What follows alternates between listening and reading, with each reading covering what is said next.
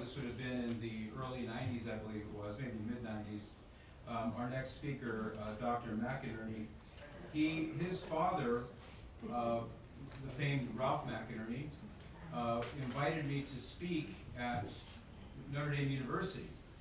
And I was astonished that he would sort of reach down and pluck me out of obscurity and ask me to speak to some students there on apologetics. But it was a wonderful memory for me. I had a chance to meet him, shake his hand, talk to him for a few moments, and then he was off to teach a class or something like that. But I can always, from that point forward, say that I did speak at Notre Dame University. It was in the law library of all places. So that's on my CV. So I owe the great man that word of gratitude, not to mention all his wonderful books and things that I learned from. So I'm introducing to you right now Dr. Daniel McInerny.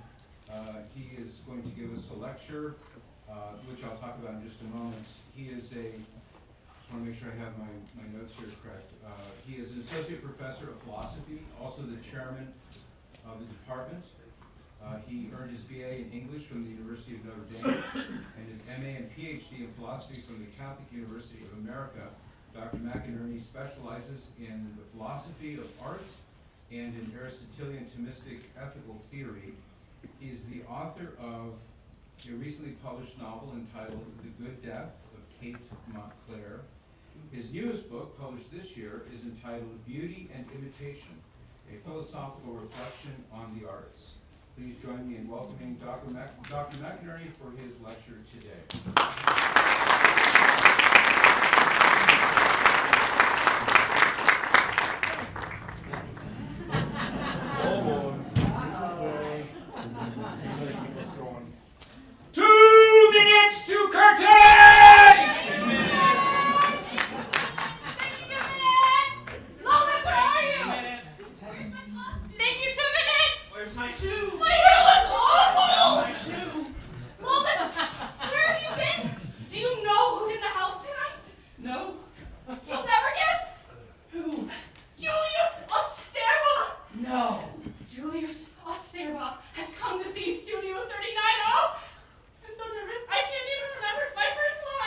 Relax, Irina. Vyacheslav Koslarchik used to say, not again. The great Koslarchik. That when we put on our costume, we are not ourselves anymore. We are someone else. A new character. So there's no need to be worried. Did you really see her? I saw his head pop up a couple times amidst a great gaggle of women. If he hates us, we'll be doing magic tricks on street corners for the rest of our lives. Come on, Irina. We've had 60 rehearsals. 60 rehearsals so that we can perform in front of our classmates and regular folks from town. Not to perform in front of Poland's greatest living actor. Remember what Helena was saying the other night? If we have any aspiration to be professionals, we have to carry ourselves like professionals. We have to have a cool, quiet confidence. I'm going to die! Julius Esterva's in the house! A cool, quiet confidence. This is the break we've been waiting for. I have to meet him. I have to marry him! How about if one of us invites him backstage after the show? Oh, excellent notion. The stage would then be set for Poland's greatest living actor to meet the young, demure actress from the provinces. I say you ask him, Lovick. I know he'll be impressed by your performance. Places, everyone! Places! Good afternoon, ladies and gentlemen. Good afternoon. Very proud to present to you this afternoon a scene from a play that I've written entitled The Actor, and it's about the young life of Karol Wojtyla, the man who became Pope St. John Paul the Great. A drama. What exactly is a drama? All drama, all storytelling is comprised of some pretty basic principles, very easy to understand, very difficult to execute. I want to focus with you this afternoon on just three as part of what you might call a director's commentary on my own play. Remember we used to get movies in DVD, and you would get them in these little cases, and you'd read the back of the case of the DVD, and it would give you the chapters of the film, and there would be extras, bonus tracks. And one of the ones I always enjoyed was the director's commentary. So you could watch the movie straight, but then you could watch it again, and you could hear the director, or maybe the main actor, or the executive producer, and they would yak about the movie while they watched it. They would give you backstage stories. Well, what I want to do this afternoon is give you, again, something of a director's commentary on scenes from my play, in order to give you a more vivid sense of this period of the young Karol Wojtyla's life, but also as we go along to draw some philosophical lessons from it.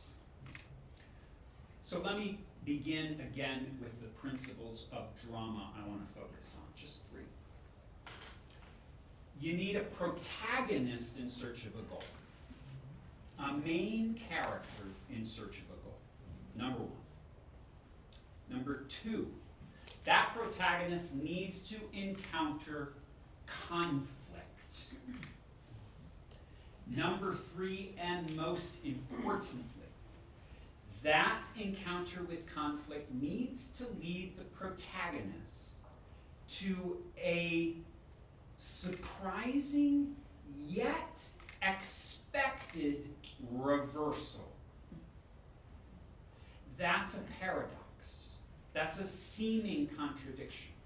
The climactic turn of the story must be, in one sense, I'm drawing upon Aristotle here, inevitable, maybe not predictable, but in some sense so probable as to be, at least in retrospect, inevitable, yet surprising, marvelous, unexpected. It has to be the unexpected expected. That's what every great story has. I want to track those 3 dramatic principles through my own play, and in doing so, track them through the life of the young Karol Wojtyla. Karol Wojtyla, his dates, 1920 to 2005. Last evening, George Weigel brilliantly took us through many of the highlights of John Paul II's papacy. But we're obviously starting before that. Our play, in fact, the scene you just saw, that I'll explain in a minute, took place in 1939, the summer of 1939. So Karol Wojtyla, born in 1920, is about 19 years old. He is between what we would call our freshman and sophomore year in college. I'm interested in this batch of years between sort of the end of his high school years, 18 years old or so, until he was 22, the fall of 22, when he entered the underground seminary in Krakow.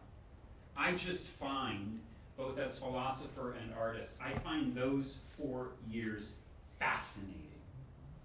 I wanted to try to understand in writing this play why a young man so passionate for art, so passionate for literature and drama and acting in particular, through the crucible of war, through the crucible of the Nazi occupation of Poland, discovered a vocation to the priesthood. What happened? That's the drama I'm trying to tell. Okay, what did you just see? You saw a scene featuring Lolik, Karol's nickname. Lolik and his college friends getting ready to put on a play. There's a real play. You can read about it in George Weigel's biography. The play is called, in English translation, The Moonlight Cavalier. I have knocked myself out to try to find something of a synopsis of it online. I can't find it. All that George Weigel tells us is the play had something to do with the zodiac, of all things. And so you have the young Karol Wojtyla dressed as Sagittarius. And his costume, we may have photographs of this. You may have seen photographs of him in boxer shorts, right? Bow and arrow. I can't explain it. You can't explain it. That's what they put on this play probably early in the summer of 1939. And they put it on at the Jagiellonian University in Krakow, where they were students. I don't know if it was a college production or they just used the college's facilities. I just don't know. Would love to find out.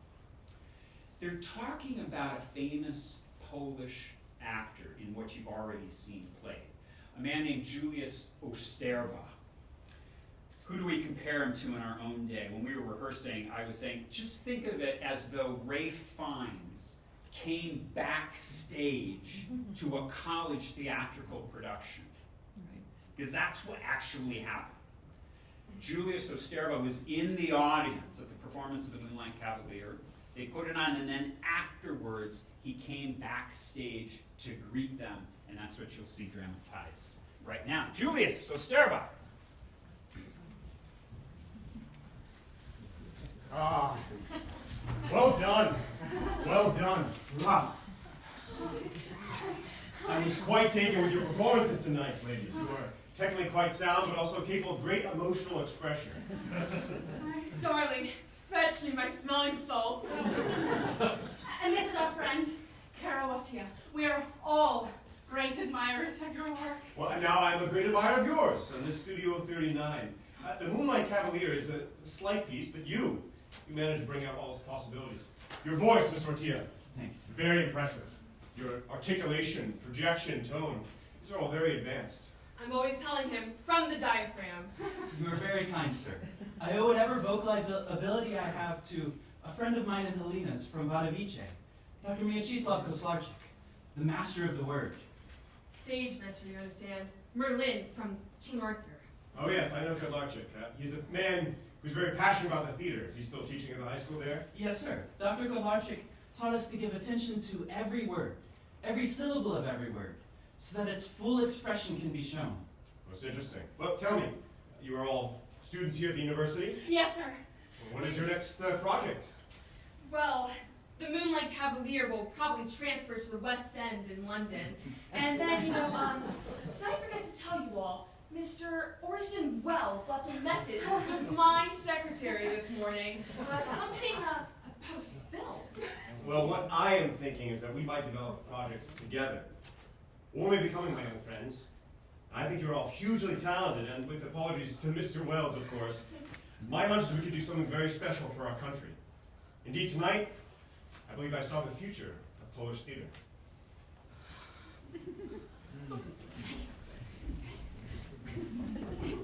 So let's go back to our first dramatic principle, a protagonist in search of a goal, in quest of a goal. Lolek, obviously, is our protagonist. He has a goal.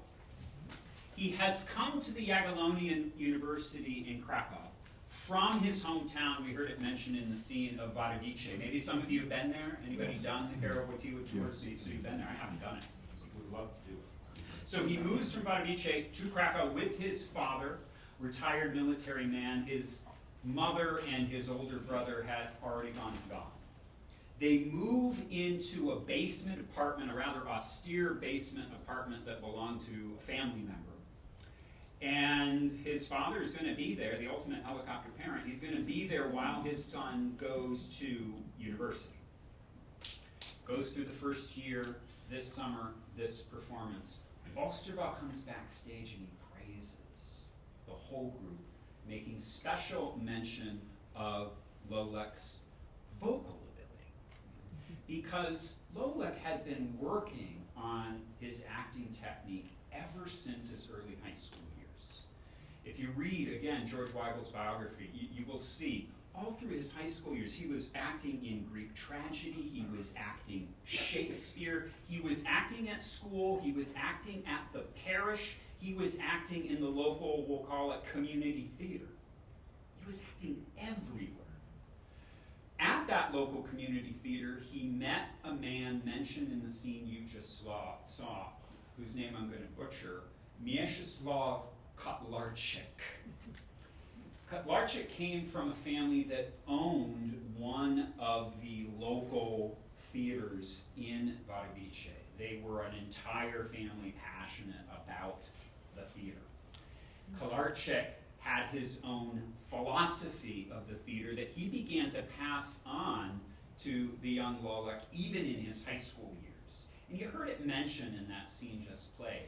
It was a theatrical philosophy that put emphasis on the spoken word, the delivery of the poetry, with great articulation, great projection, great attention.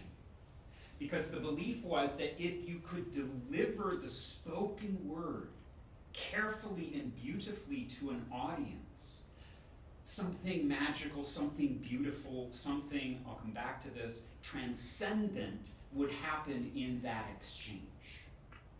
Theater was not about elaborate sets, elaborate costumes, music, props.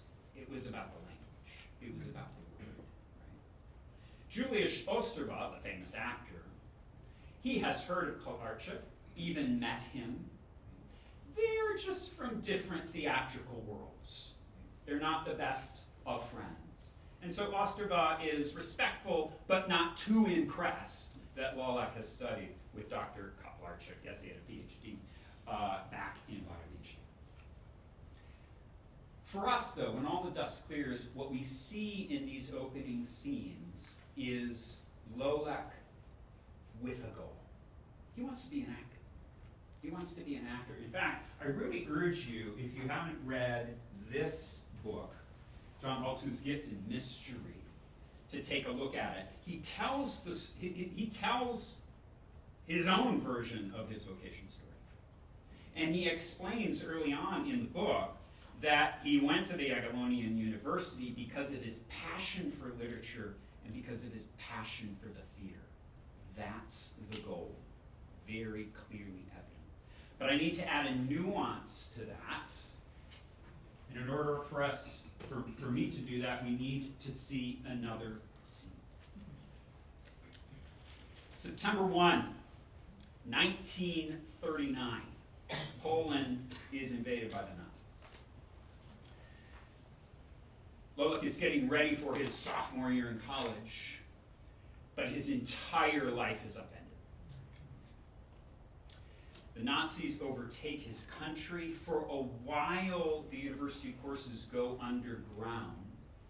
But by November of that year, November 6 of 1939, most of the professors at the Jagiellonian University were called to a meeting and were marched away either to be shot or taken to the camps. So that's pretty much the end of his university ambitions, which he was pursuing in order to fuel his theatrical ambitions. Think of all else that is going on. The persecution, the lack of food. That he and his father are just scraping by. Yet Lolek doesn't give up on his goal.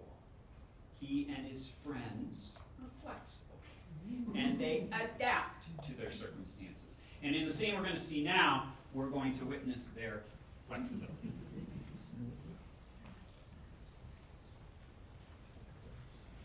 And listen to this. Father asked me to invite both Mieczysław and his wife to Krakow to stay with us. Imagine doing theater projects with both Mieczysław and Osterwald. Imagine what we could do to the Germans with that combination. Yes, give them some excellent reasons to shoot us. They already have excellent reasons to shoot us. What does it matter if we give them more? So, how would we go about putting on a play in someone's sitting room? Well, with simple movements, gesture, a few props, total emphasis on the language. Forget naturalistic staging. Music? Yes, music.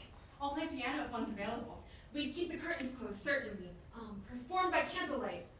If we did a performance here, the kitchen could be backstage. But what about the audience? How many can we fit in your sitting room, Helena? With the young people on the floor, maybe 15, 20. They couldn't come all at once. It would draw too much attention. They'd have to come singly or in pairs, staggered over the course of the hour before the show. It's a lot to ask of an audience, to risk their lives for a play. I think people would come. They're desperate for food and coal, but even more so, they're desperate for... The survival of their culture. Even when we rehearse, We couldn't come all at once. We have to stagger. Lola, do you really think Dr. Kolarczyk will come to Krakow? We really need him here. So far, he needs to stay in Wadowice, but in the letter I'm writing him now, I'm laying it on thick. Look, it would be great if Dr. Kolarczyk could come to Krakow, but I don't see why we need to wait for him. We have the core of a company right here. Who knows? Julius Osterva might even join us. I say we go forward, starting tonight. Agreed. All right then. So are we prepared to form our theatrical resistance? We are.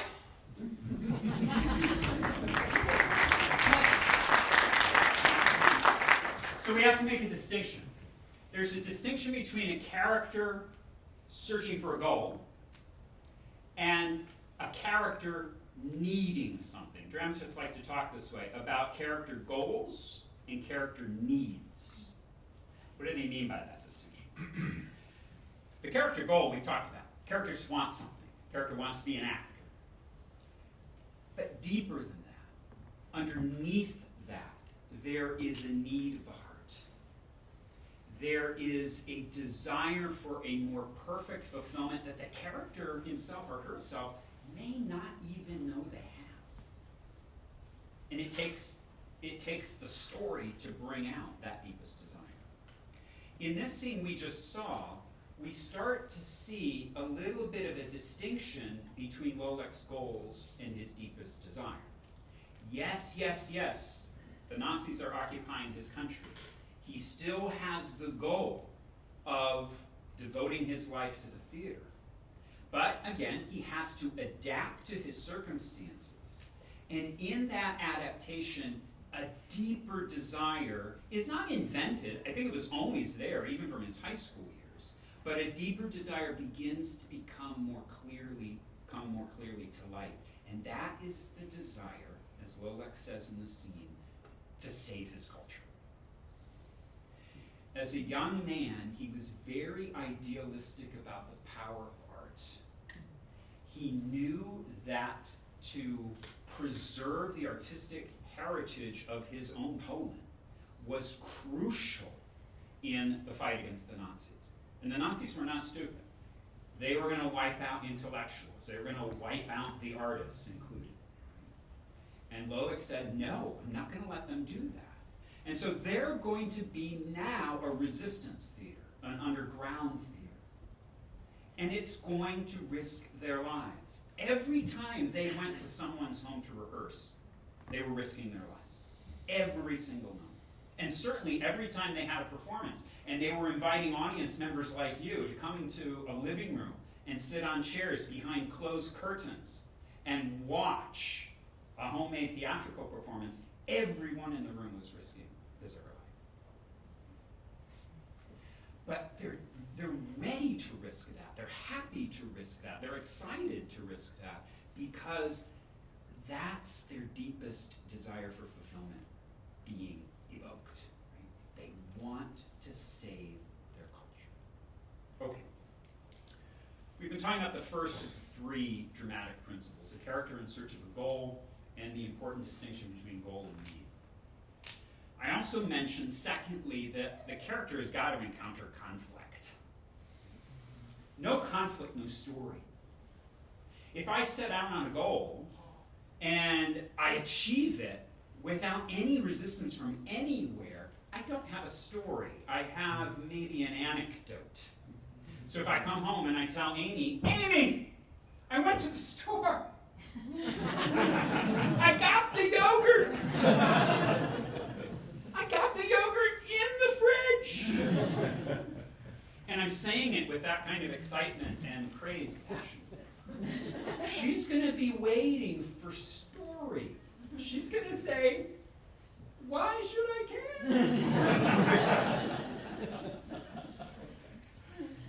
But if I say, I was abducted on the way to the grocery store, now I've got her attention. So we need obstacle. We need conflict. And that's what happens to Lolek and his friends as they pursue underground theater. Conflict can come from one or two or three big directions. It can be purely external, it can be the weather, it can be a war, it can be the plague, it can be a flat tire. It can be interpersonal, so it can be Aunt Madge, or Julius Osterva, or a good friend. Or it can be internal. It can be psychological, it can be spiritual. In the best stories, it's probably a whole mixture of the three. We're going to see a scene now where Lolek, in the midst of the occupation, in the midst of he and his friends pursuing their dramatic activities, they're beginning to encounter conflict. And they do ultimately have conflict with the very famous Julius Osterva. He at first befriends them. In my play, in a scene we won't see, he even gives them a master class in acting. He even gives Lolek and his friends kind of assignments, preparing for a great theatrical season after the war. They're getting close. They really wanted him to join their company, right? And he even came to one of their underground performances, and afterward they kind of asked, so would you join us? And he said no. And he walked away. George Weigel, in his biography, speculates as to why he did that. Was it, I mean, it may be unfair to say he was just afraid of doing underground theater, but it could have been that, you know, that kind of very amateurish living room theater was just not his kind of thing. He did have a lot of projects of his own. It could be he just felt he was occupied.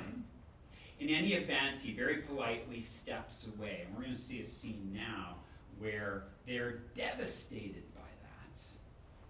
And in that devastation, Lolek encounters another source of potential conflict.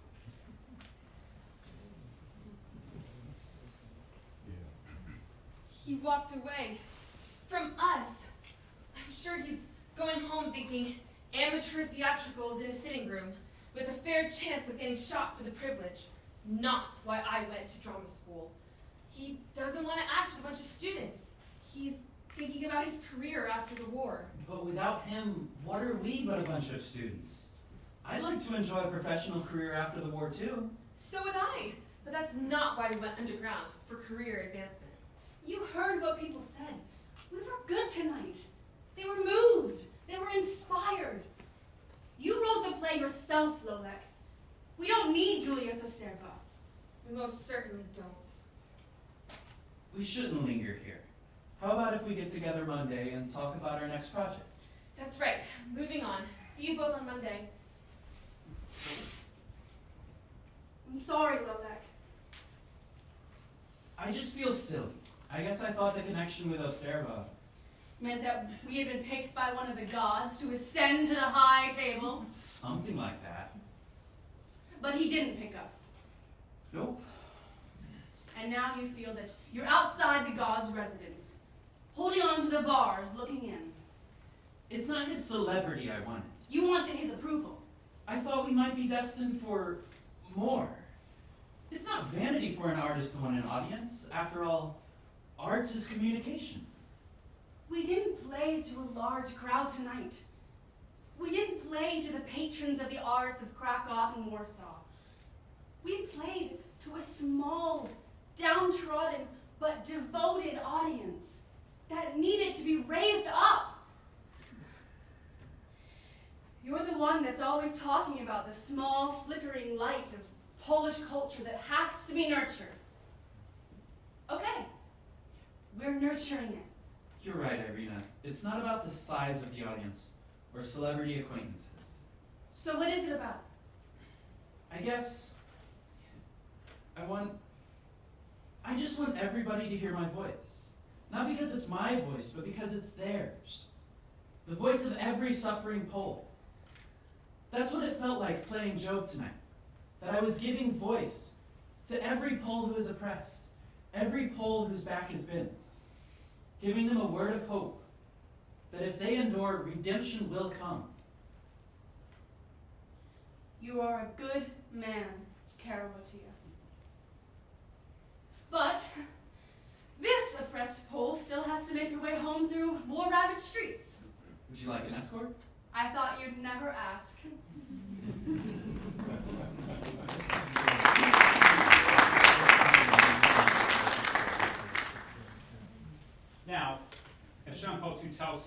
tells us himself in Gift and Mystery, he never had a serious romantic relationship even as a young man.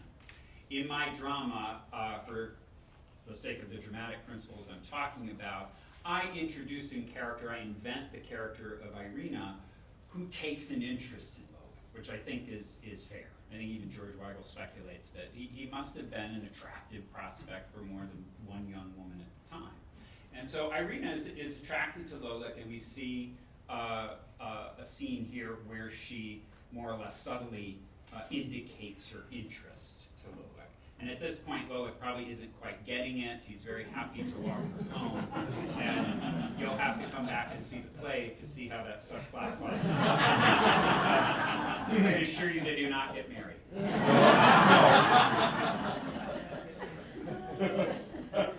So we see conflict with Julius Osterva. We see conflict brewing with Irina, just only two of the conflicts that are going on at this point in Lolek's life. But he is still determined to pursue that goal of a theatrical career.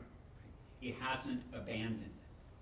But now we have to go swiftly to our third dramatic principle, the climactic reversal. Now, I can't show you the actual climax of my play, but I am going to show you a scene pretty late in the story where we are getting close to that climax, and the climax is being prepared for. And we are beginning to see a turn in Lolek's trajectory. Right?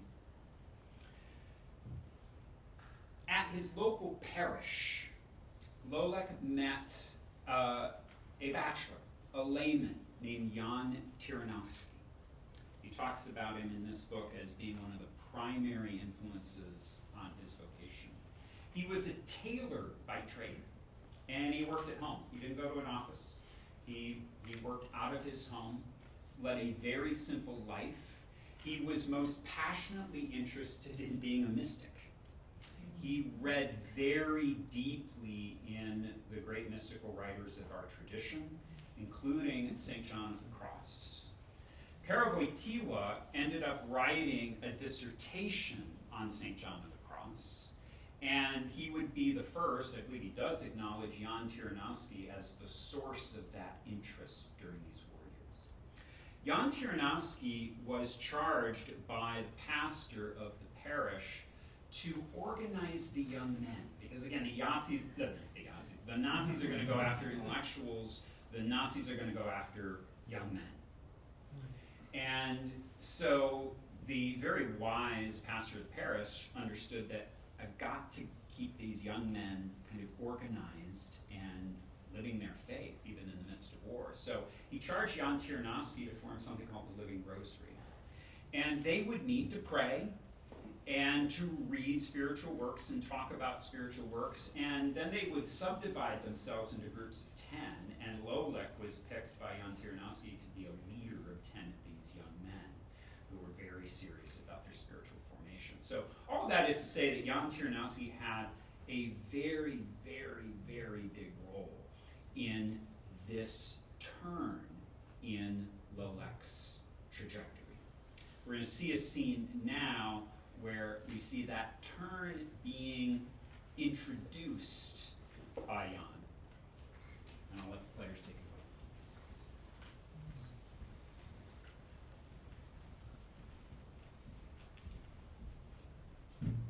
away.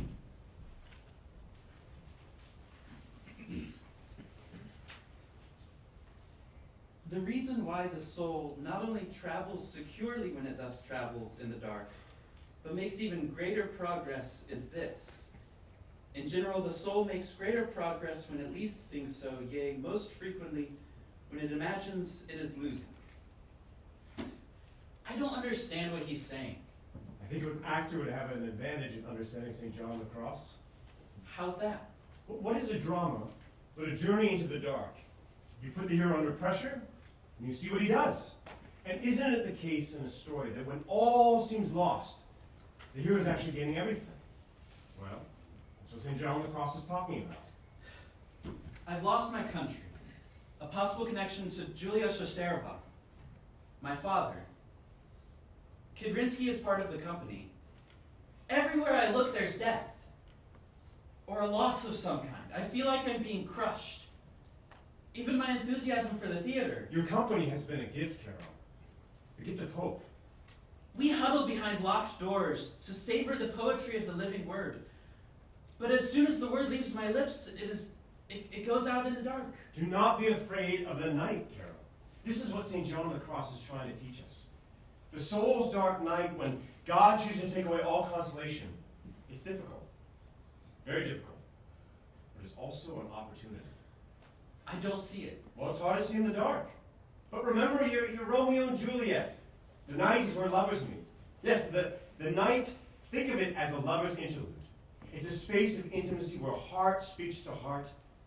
And so what does your lover say? You think God is trying to speak to me? I don't hear anything. Well, maybe he's not ready to speak his heart yet. What he wants to say may be very intimate. And that makes him very vulnerable. And as yet, reluctant to speak his mind because he is unsure of your response. He's unsure that you trust him. I don't hear anything. Don't you? Don't you hear him calling to you every night that you go on stage? The poetry you speak is at its heart. It's the breath of the Spirit wooing you, attracting you to himself. It is his beauty calling you into deeper intimacy, into his divine embrace. It's all so dark. Then follow him into that darkness, Karol. Trust him. He has something to say to you. I know what he has to say to me. He wants me to perform, to speak the living word to his people. But the words you enact on stage are only the husk of a seed breaking down. The husk gets swallowed up in the night. But the seed it carried, the true living word, it grows in our hearts, telling the story of his love for us. He wants to be close to us, Karol. More intimately than any human lover. Closer than any word is to our mind. But for that communion to happen, someone needs to summon the Word made flesh. Someone needs to be the actor, the priest, in persona Christi, the very mask of Christ. Karol, could that be you? That is not who I am. Who are we? We are not our own. We are his children, playing before him always. You think I've mistaken my calling? Oh, mistaken. This isn't a school exam. It's a romance! I am an artist, an actor, a stage actor. But he is the artist. And like any artist, he wants to make a masterpiece. You, Karol, you've been invited to play a role in his drama. And to play it with excellence. Indeed, unto sanctity. You have been given a breath and a voice so that maybe you can speak his breath and his voice. Who are you to speak this way to me? How do you know God's plan for my life? Forgive me, Karol. I do not mean to presume. I'm only suggesting possibilities. I simply beg you to trust him, Karol.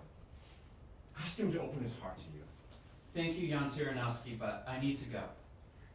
Shall we meet next week? I don't know. We're just starting to rehearse a new play. I'm very busy, so thank you. Don't forget St. John of the Cross. Thank you, Jan Tyranowski.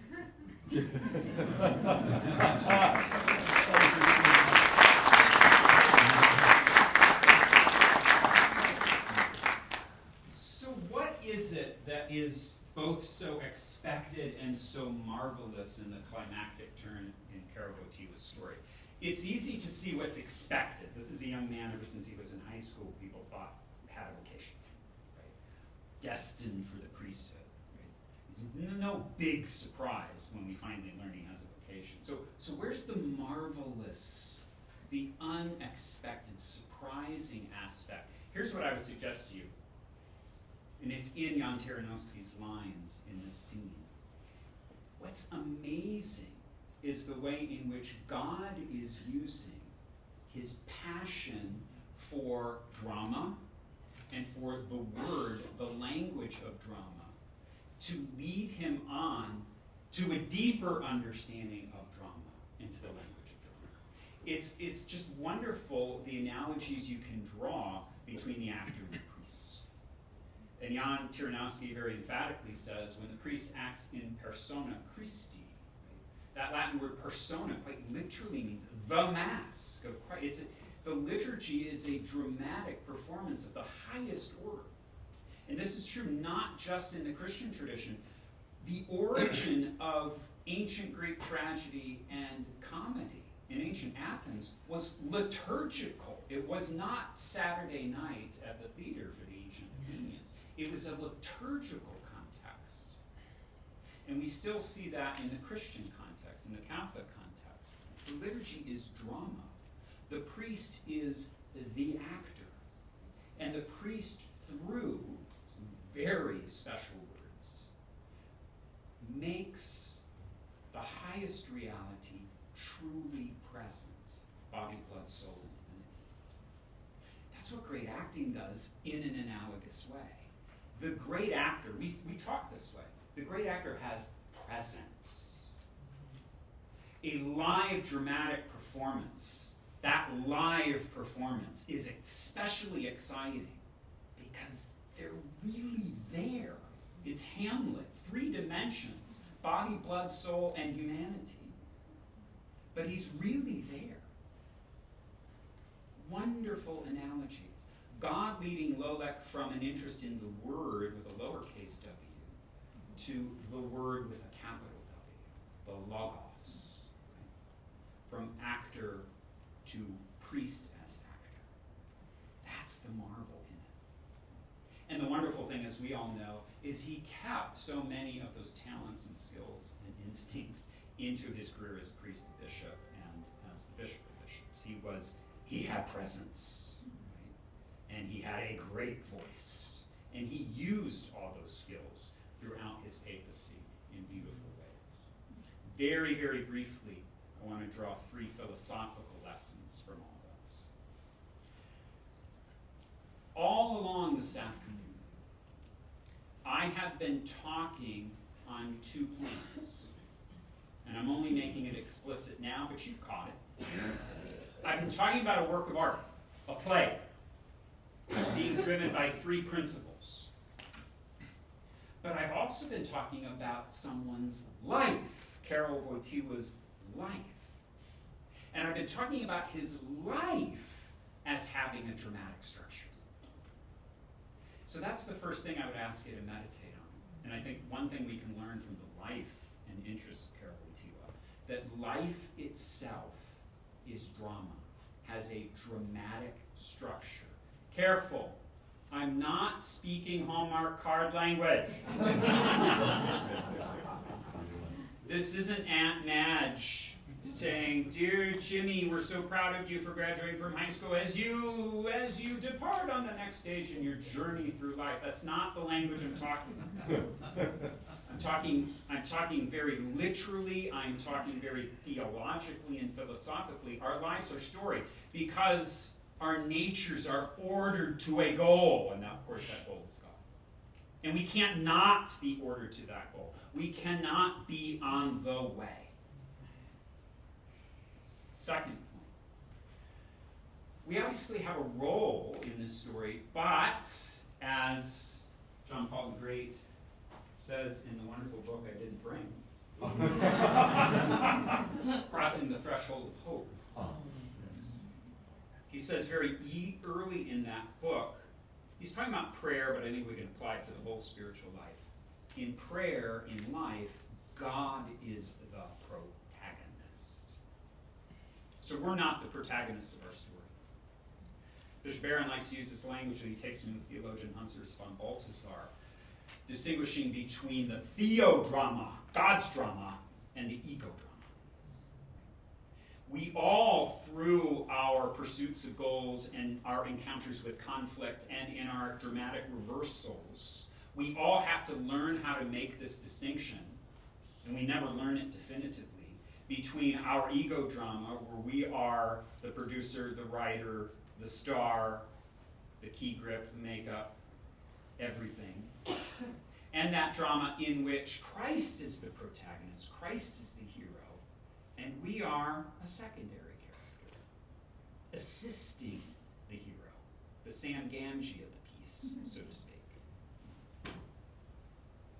Third point. We all, just like Karol Wojtyla, have climactic reversals in our life.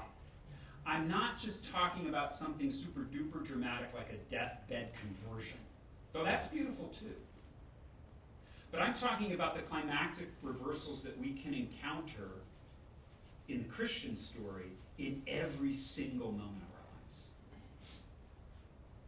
In this moment, every moment of the day, it's possible for our lives to turn. In the Christian story, the cause of that turn is always sacrifice. See this in non-Christian stories too. The climactic turn is brought about because somebody sacrifices something. Now it's Christ's sacrifice that causes our turn, our metanoia, our change of mind and heart back to God. We don't need a deathbed conversion for that. It can, again, happen at every moment of our lives. We can live that story.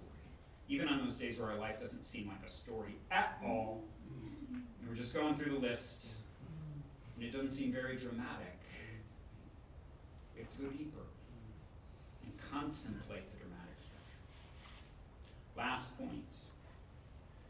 I think I'd be remiss if I didn't encourage you in the way that John Paul himself encourages us in perhaps my favorite document of his, the 1999 letter to artists. If you haven't read this letter, easily found online, I encourage you to read it. You can read it in an hour. It's a pamphlet. But it's a beautiful, beautiful letter to artists, and he makes a lot of the points that I've been making today. It doesn't package them in quite the way I package them today. But one point he makes, he encourages both Christian artists and non-Christian artists to remember the transcendent nature of their art. That the whole point of telling a story, the whole point especially of that climactic reversal, that climactic turn, is to manifest a truth that transcends. Now, transcend means you're going beyond, you're going over. What are we talking about? What are we going over? Well, we're talking about going beyond our purely material existence. So even when you read a Agatha Christie Country House mystery, and you find out at the climactic reversal, oh my goodness, the butler did it! There is a transcendental reality coming to the fore in that moment. That reality in this case is justice. It's a pretty straightforward understanding of justice. You know, killing the lord of the manor is not so good. Nonetheless, it's justice. But every great work of art is going to manifest a reality for us that transcends the merely material components of our being. And I don't just mean the atoms and the molecules, I mean the emotions, even the imagination, even the memory. It's going to make really present for us realities that transcend this material world. We need to make art like that. We need to appreciate art like that. We need to support art like that. We need to talk about art like that. I think that's what John Paul urges us in his letter to artists, and I urge you to read, enjoy that document if you haven't already. Let me introduce the band. If you think they could come up, give me a hand.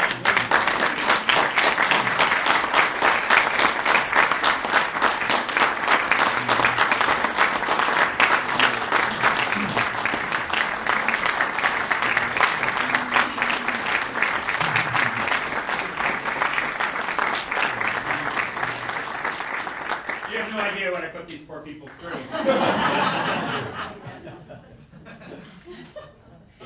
Want to put on a play with no rehearsal? They were fantastic. Amen.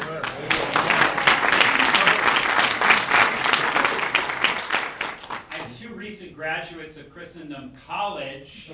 First of all, Miss Sarah Morales. And secondly, Miss McInerny. They were both artists. They were both part of the Christendom Players, our theatrical company here on campus. They were wonderful in their performances. They were wonderful this afternoon. Thank you, ladies. We have another Christendom student, Aaron Forthoffer. Aaron, you were fabulous. Rising senior. Rising senior class president or student body? Senior class. Senior class president. Aaron's thinking he might be too busy for theater next year. I wouldn't embarrass him by talking about this in front of a crowd. Think about maybe auditioning for theater. Pray about it. Mr. Sam Phillips from Initiative. Graduate of Christendom College 2009? Hey! Wow. Was a member of the Christendom Players in those years, the star of the company, I believe. Oh, yeah. I'm still waiting on my payments. Wonderful, wonderful actor. I was very happy I was able to coax him out of retirement to join us, playing Julius Osterba and Jan Tyranowski. Thank you, Sam, so much.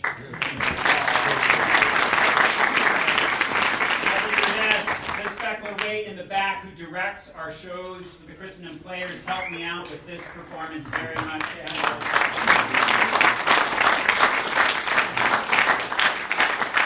And then the actors going to play on campus second weekend in November, 8, 9, 10. Thank you all. Thank you very much for your attention here today. Yeah.